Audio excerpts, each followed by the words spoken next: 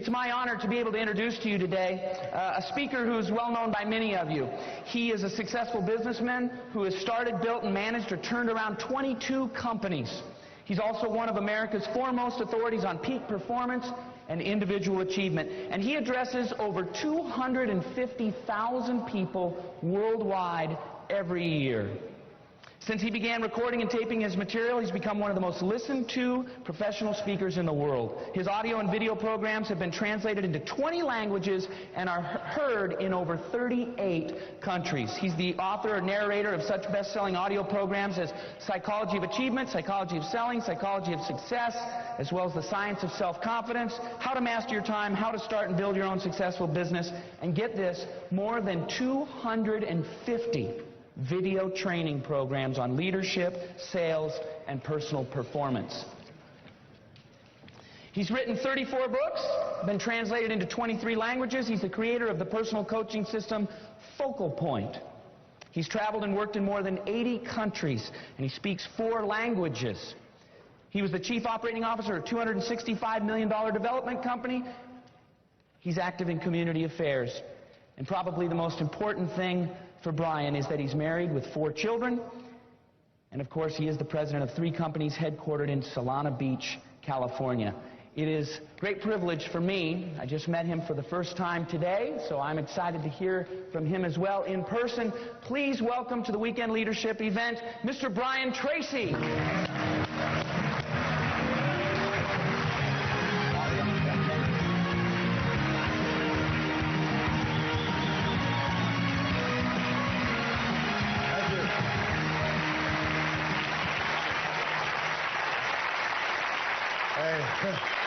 I love you guys. Thank you. Sit down. Please sit down. I have some good news for you. More people are going to make more money in the next few years and become millionaires than in all the years of American history. And 80% of those people, 4 out of 5, are going to be people like yourself who own their own businesses and who come to these seminars. And my job is to help you to be one of those millionaires, and your job is to learn what you need to learn and to apply. Is that a good goal for our 2.5 hours together? Say yes. Now, when Kyle invited me to come here to speak, he said, you know, this is a very, very high-class audience. It's a very elite group. They're in the top 5 or 10% of people in America. He said they're all millionaires. And so I want you to know it's a real big honor to be here with so many millionaires, because what I've discovered since I got here this morning is that everybody here is a millionaire, or you intend to be in the future. Is that correct? Say yes. Okay. Now, I can't tell you how important that is, because future intention determines present action. Please remember this. Future intention determines present action. If you decide you're going to leave this convention center and you're going to drive to San Diego, it will tell you what turn you will take when you go out of the hotel, and at the next corner and the next corner. Every single step you take in the short term will be determined by where you're heading for. If you decide you're going to go to San Francisco, you will take totally different turns. Are you with me so far? So therefore, future intent determines present action. I work with Bill Danko, and Bill Danko is the co-writer of The Millionaire Next Door. He has spent his entire life, 30 years, studying self-made millionaires. I have been reading his stuff like a person chasing after him. I've been reading their stuff and their research all this period of time to find out about self-made millionaires. And what I found out is some very interesting things. First of all, they all have certain qualities in common. Second of all, nobody started off with any of these qualities. Third of all these qualities are learnable. Can anybody here drive a car? It's a rhetorical question. Don't raise your hand. I know you're really tired. You had a long night. Well, if you can drive a car, you can learn any business skill. You can learn any financial skill. If you can drive a car, you can learn enough to become a self-made millionaire. In the year 1900, there were 5,000 self-made millionaires in America. By the way, all millionaires in America, almost all, are self-made. When I was young, I used to feel sorry for myself because I didn't have any money. Wah, wah, wah, wah. And then I found that nobody has any money. Everybody starts off broke. As a matter of fact, if you look at what the Founding Fathers wrote, the Founding Fathers designed America to be a country where people could come with nothing, basically with satchels of everything they owned off a boat at Ellis Island, and they could start off here, and by working hard, and as Chris said, by developing character and talent and working hard, telling the truth, and paying as little taxes as possible, they could eventually become prosperous and successful, if not millionaires. So don't feel sorry for yourself, by the way, if you started off with difficult circumstances. Now, I'm going to get off the track a little bit here, but first point is this, is everybody starts off broke. Most Americans like broke so much they keep going back to it throughout their adult lives, you know, like visiting the old hometown. But here's the point, and there's a wonderful line from Joe DiMaggio. Joe DiMaggio once said, he goes, there's no rich men's sons in the major leagues. He said they don't have the stomach for it. He said they don't have the hunger. They don't have the guts. They don't have the drive. He said rich men's sons grow up soft. He said all the hitters in the major leagues grew up hard. So if you had a difficult childhood and you didn't have a lot of money and your mommy and daddy didn't love you the way you wanted them to love you and so on, if you had a difficult childhood coming up, you should thank God every single morning because it's given you the character and the guts and the determination and the grit that will enable you to be successful. Yes. It's the worst thing that can happen is to grow up easy. Grow up hard. If you grow up hard, then you'll always be able to bounce back because you've done this before. Anyway, so there were 5,000 millionaires in 1900. In the year 2000, there were 5 million. By the year 2010, 2020, there'll be 10 or 15 million millionaires. And your job is to be one of those millionaires, and my job is to get you there. Now, here's a question. How many people like to double their income? You say yes? Okay. If I could show you how to do it, would you give it a try? Now, that is a test question. It's the only test question of the day. Do you know what the average number of times is that a person tries on a new goal before they give up? It's less than 1. Most people give up before they try it even once. As they say, I'm going to set a new goal and I'm going to dedicate myself to doing this, more of this, less of that. They hear these wonderful talks by Jim and Dennis and Chris, and you hear these wonderful talks. They think, well, I'm going to make some decisions. But most people don't even try the first time. They talk themselves into it at the seminar, and they talk themselves right back out of it on the way home. And they think of all the reasons why it's not possible.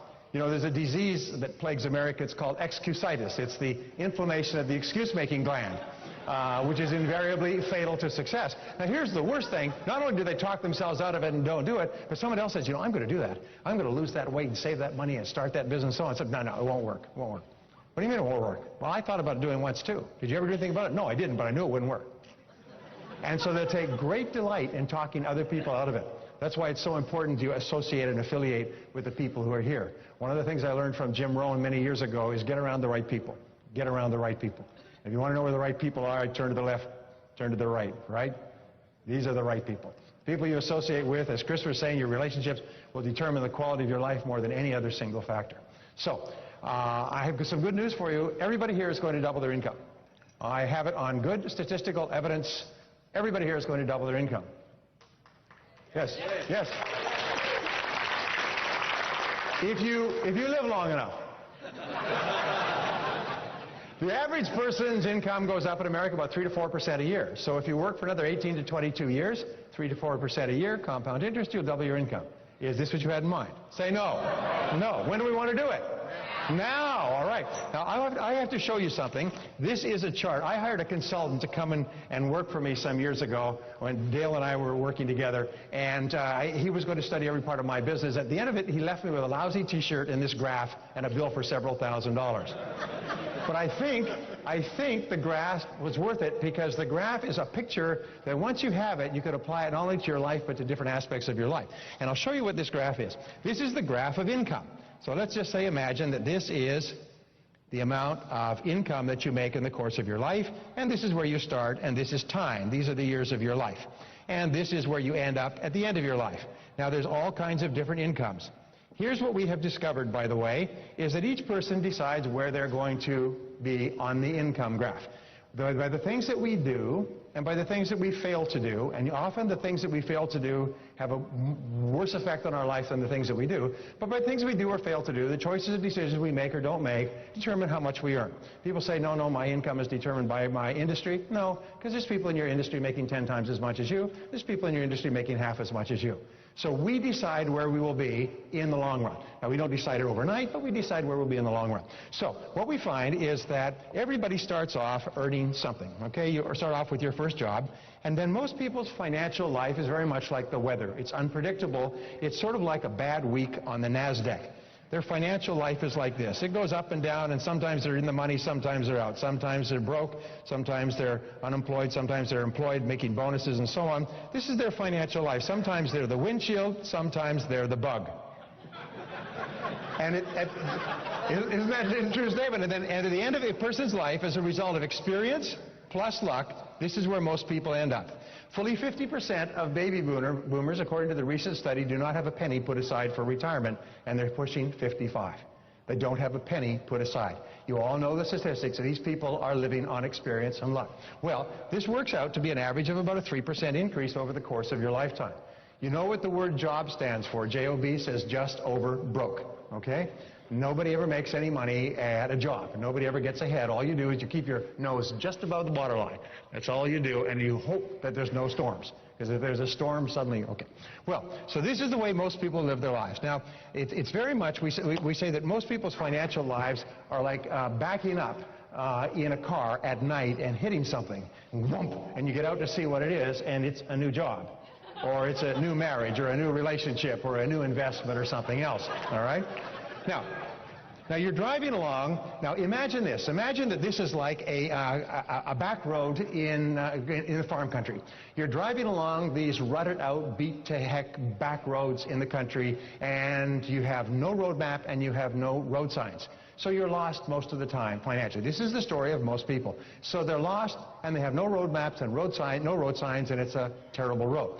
Well, even if you're driving a brand new Mercedes-Benz, an absolutely beautiful car, engineered perfectly in every way, which is what your mind is. Your mind is the most incredible device for success, achievement, happiness, and long life in the whole world. You're driving with this incredible mind. You're driving a Mercedes-Benz. Even if you're sincere and hardworking and determined and honest and all of those good things, if you're lost on the back road with no road signs and no road maps, you'll never make any progress.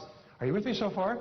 Please stay with the analogy. Now, let's say you're driving along and you've been working for 10, 20, 30 years, and there are people who've been working 10, 20, 30 years, and they still don't have a pot to you-know-what in or a window to throw it out of. We're living in the most affluent country in the history of man on earth. People from 194 countries dream of coming here. We're living here surrounded by affluence that is unimaginable, and most people worry about money all the time. Now, we did a little bit of background research on you before you came here. We did some checking on you, and we found, this will come as a shock to you, there are people in this very room who worry about money all the time. Yes, and we know who you are. We are watching you. All right. So you're driving along, and your navigator says, honey, you know, this kind of living is lousy. I'm tired of worrying about there being too much month at the end of the money and so on. And, you know, as we're driving along here, lost in these backwoods, I see this freeway over here. There's a freeway over there. I see cars just whipping along that freeway. Every so often I see them through the trees, or I get a glimpse of those cars just whipping along. If we could get onto that freeway, we could really make a lot of progress. So how do we get onto the freeway? Well, let's find a way, and you work your way across country, and you finally find the way onto the freeway.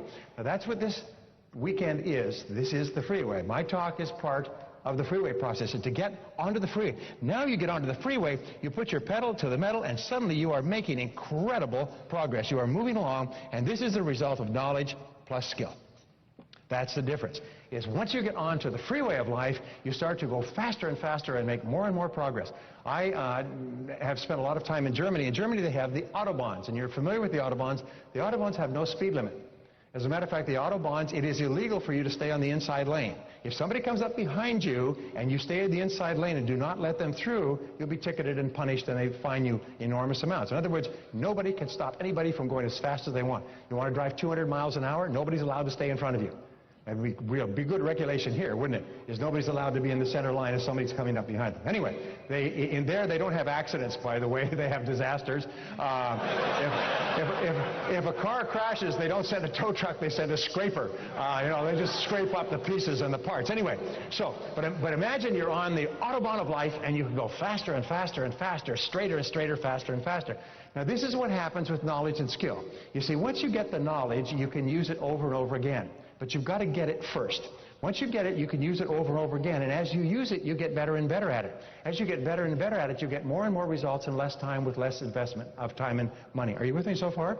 That is why people who start to make a little bit of money, then make a little bit more, then make a little bit more, then make a little bit more, they go faster and faster and faster because they get better and better and better at using the skill of making money. And all business skills are learnable. All money-making skills are learnable. So anyway, you're driving along, you whip along here. Now, here's my pretty critical point, is the people who are on the freeway of life are not smarter or better than people who are on the back roads. As a matter of fact, there are many people on the freeway of life. A person, to use an example, a person driving a rusted out jalopy, belching smoke, wheels falling off, terrible mechanical condition, will make more progress on the freeway than a genius driving a Mercedes-Benz on the back roads. Are you with me so far? There's nothing that will make you madder than to meet somebody who's dumber than you, making more money than you. Have you had that experience? Yes. And you look at this person, the person is an idiot. They can't find their bum with both hands, you know, and they're making more money than you. And why? It's because they have gotten off the back roads and onto the Autobahn. And that's why people want to come here from all over the world. You know, we talk about the American dream.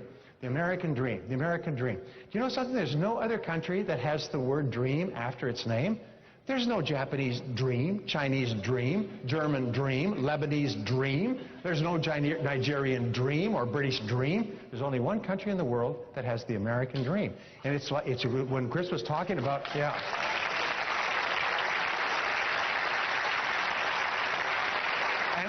And so I've given this a lot of thought, and I can come to the conclusion that the American dream is basically two things. Many other things too. It's two things. First of all, it's freedom. Like Braveheart, remember Braveheart? Freedom! We love to be free. So you get onto the high road of life and you go faster and faster and faster. Now our job is to get onto the high road, and the key to getting onto the high road is knowledge and skill. Now here's the difference, and this I don't know if you can pick this up, but this is the amount of money that you'll earn through the course of your life. It becomes more and more and more and more, and this is the amount that you'll end up with at the end of your lifetime. And this is controlled. Being on the back roads, the farm roads of life, are random, but being on the high road of life is controlled. And your job and my job is to get our finances under control, to get going straight ahead, to make every effort count, to make more and more money, and to end up financially independent. So the American dream is two things: freedom and financial independence. We want to have enough money so we can order from the menu without looking at the right-hand column to see how hungry we are. We want to have enough money so we never have to worry about money again. Is that a good goal? Say yes. Now remember, everybody starts off behind the 8 ball. The very few people that start off with money usually lose it fairly quickly. They blow it, they burn it up, and so on. It's all, but people who've had to earn it the hard way can keep it. So our job is to get there. Now, I have to ask you another question. Who's the most important person in this room? Well, do you know something? You're right. You are the most important person in this room. You are really, really important. You are so important it is unbelievable. To yourself, you're the most important person in the whole universe. There's a definition in the dictionary called a solipsist who practices solipsism. And a solipsist is a person who believes that they are the center of the known universe. And solipsism believes that everything in the universe revolves around them. Most of these people get into politics or show business. But we, to a greater or lesser degree, the word comes from the Greek, is we are all solipsists. We all see the world from ourselves. So in terms of your own self, you are the most important person in this room and the most important person in the world. But in terms of your family, you're very important. In terms of your parents, from the time you were a child, your friends, your customers, your co-workers, the things that you do make you a terribly, terribly important person. And the reason that I emphasize this is because how important you feel you are is the critical determinant of how much success you'll have in life. How important you feel you are, how much you like yourself and respect yourself, is the critical determinant of everything that happens to you. You know, and Dennis has taught this, and Jim has taught this, and I've taught this. For me, it's one of the great revelations is your level of self-esteem, how much you like and respect yourself, determines the entire quality of your life. That everything we do in life is either to raise our self-esteem or to protect it. And so the more you like yourself, the more you value yourself and see yourself as an important person, the more you like other people. And the more you like others, the more they like you, and they want to be around you and associated with you and buy from you and recommend you to their friends. There's another thing, is that self-esteem is very closely correlated with self-confidence. Is the more you like yourself, the more confidence you have. The more you like yourself, the more you bounce back from rejection and failure and disappointment. Now, everybody in life is going to get knocked down 1,000 times. The only question is how many times you get back up. And the more you like yourself, the more you realize that failure is never final, as Dennis says, is that failure is merely a form of feedback, is that problems are simply learning experiences. So what you do is, if you really like yourself, you say, "Ooh, that hurt, ouch," get back into it. And so the more you like yourself, the better you perform at everything you do. So I want you to say the words, because the things that you say to yourself have an inordinate power on your emotions. Say, "I like myself." No. Let's take our thumbs out of our mouths. Let's try it one more time. All right? Say, I like myself. I like myself. Wonderful. Now, from now on, as you go through the day, say, I like myself, I like myself, I like myself, I like myself, I like myself. Do you know that every single language where I've taught this, in every single language, you can't say it without smiling to yourself? It is almost like taking a mental vitamin pill. You take it and you like yourself. As a matter of fact, there's an interesting thing. Our greatest, and Chris was talking about this, and other people talk about it, our greatest obstacles to success are our fears. Fears of failure, fears of loss, fears of making a mistake, and so on. But the more you like yourself, the less you fear. The higher your self-esteem, the lower your level of fears. And so whenever you're feeling a little nervous or uncomfortable, or you're making a presentation, say, I like myself, I like myself, I like myself, I like myself. Get yourself pumped up. I like myself, I like myself. Go into a mirror, and I don't advise you doing this in public washrooms or elevators, but as you walk along, say, I like myself, I like myself, I like myself. And what you do is you pump up your psyche. You pump up your self-esteem. I like myself, I like myself, I like myself, I like myself, I like. Now, there are mornings when you get up and you will not say, good morning, God. You'll say, good God, it's morning. And so what you say is, oh, boy, I feel terrible, but I like myself. I like myself, I like myself, I like myself. And you get yourself pumped. And the wonderful thing is, do you know what the key to human relations is? The key to human relations is to make other people feel important. Dale Carnegie's breakthrough book, How to Win Friends and Influence People, says make others feel important. And how do you make others feel important? You build their self-esteem. You give them praise and appreciation and compliment. You thank them. You say kind things to them. Zig Ziglar once said this wonderful line. He said, you can never be too fair or too kind to other people. Never be too fair or too kind. When in doubt, always be even fairer, always be kinder. And why? Because when you're kind to people and generous to people and warm and complimentary, you build their self-esteem. And here's this wonderful thing in psychology is everything you do that builds the self-esteem of another builds your own. Everything that you do that makes another person feel happier about themselves make you feel happier about yourself. So you find that really successful people, everywhere they go, people just brighten up and smile because they're friendly, they're warm, they're courteous. I have met, and Chris talks about this, I have met and worked with many of the great billionaires, and most of them self-made billionaires in the United States. And I find that every single case, when you meet with these people, and sometimes I spend several hours with them talking about their business alone in a room with the telephones off, and I found that in every case, and I think of these people, they shine in my mind, they're all warm, friendly, kind. If you didn't know that these people were some of the richest people in the world, if you didn't know in advance, there's no way you could tell from meeting them because they're just such nice people. And so now which comes first, being a really genuinely nice person and being a great success, or being a great success and then becoming a nice person? By the way, there's a rule that says this: a success does not change you, it just makes you more of what you already are. So if you're a really nice person, you become successful, be a nicer person. If you're a jerk and you become successful, you become a bigger jerk. You know, you go to Hollywood, right?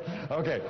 Anyway, so the fact is that you are the most important person here. And whenever you feel yourself a little bit down, just say, hey, I like myself, I like myself, I like myself. You take control of your mental life by putting your hands on the wheel and say, well, I like myself. Failure is only feedback. Learn from every experience. Get up, get going, and so on. Okay, is this important? You get this? Okay. Now, next question. How many people here are self-employed? Well, Dale, what's the true answer to that question? We all are. The worst mistake you could ever make in your whole life is to ever think you work for anyone else but yourself. As a matter of fact, your job is not only to be self-employed, but to be unemployable. Right? Where you just simply can't work for anybody else. You can only work for yourself. And it's interesting, it's the attitude. Chris was talking about attitude. It's the attitude of self-employment that separates the winners from the non-winners. It's top people, and according to the studies, the top 3% of adults see themselves as self-employed, even if they work for another company, even if someone else signs their paycheck all their lives.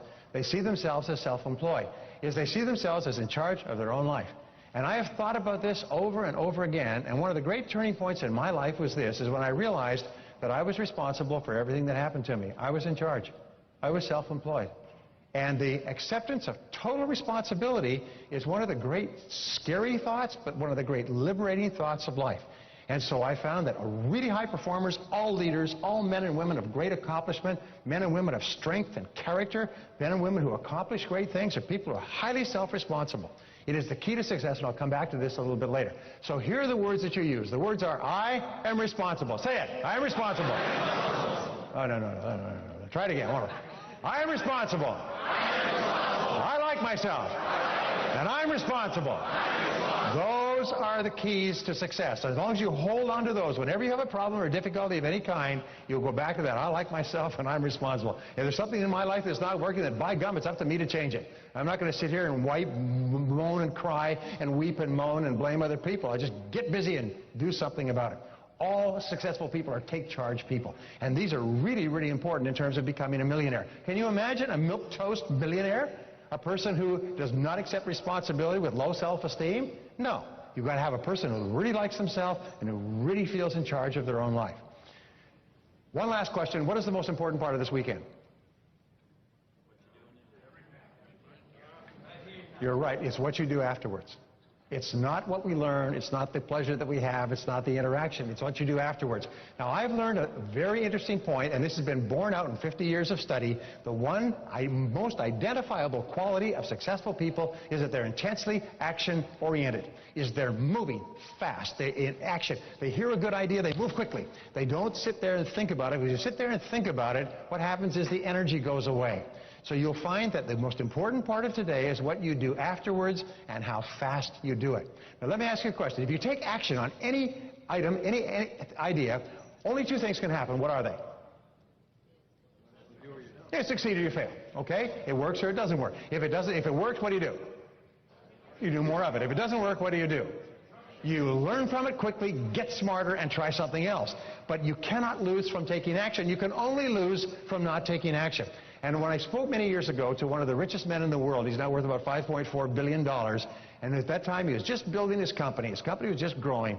He said, you know, they have found in their company that people who hear a new idea and take action quickly will succeed. He said, but people who hear a new idea and don't take action immediately will probably not take action on that idea at all and won't take action on anything else either. The one thing they've identified in successful people is that they're all intensely action-oriented.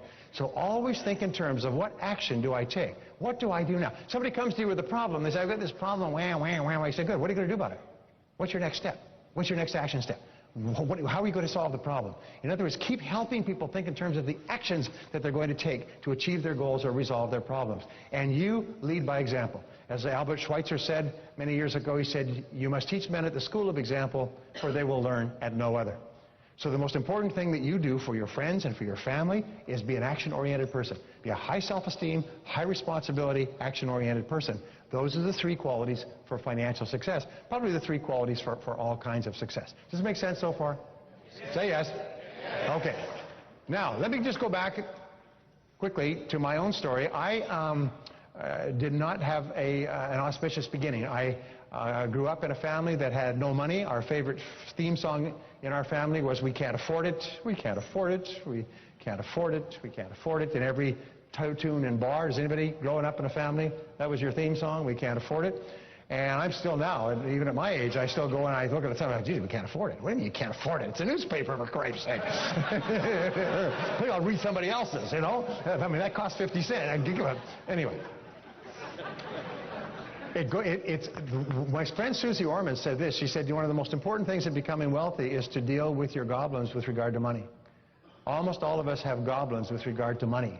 Fears, emotions, go back into our early childhood, the way our parents responded to money, what happened with money, did we not have very much, did we lose it, were our parents hurt financially? So we grow up with these fears with regard to money, and in order to become financially independent, you have to get over those fears. You have to first of all identify what they are.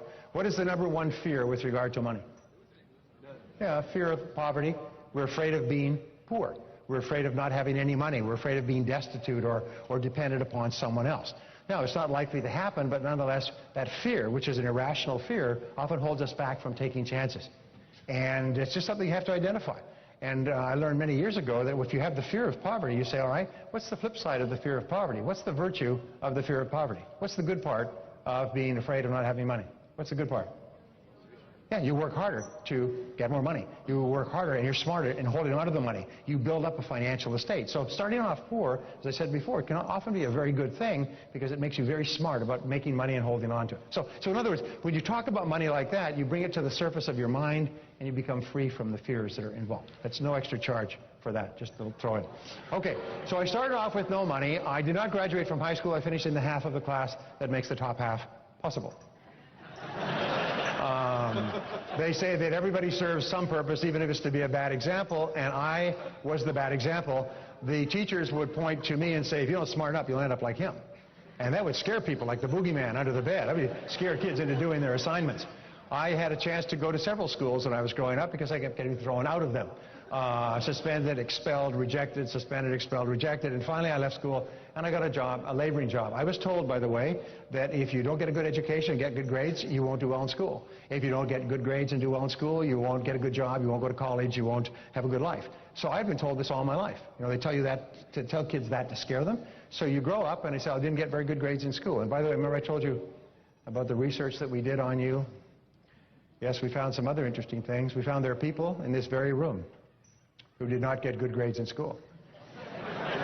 Yes, and we know who you are. We were amazed at how many of you there are.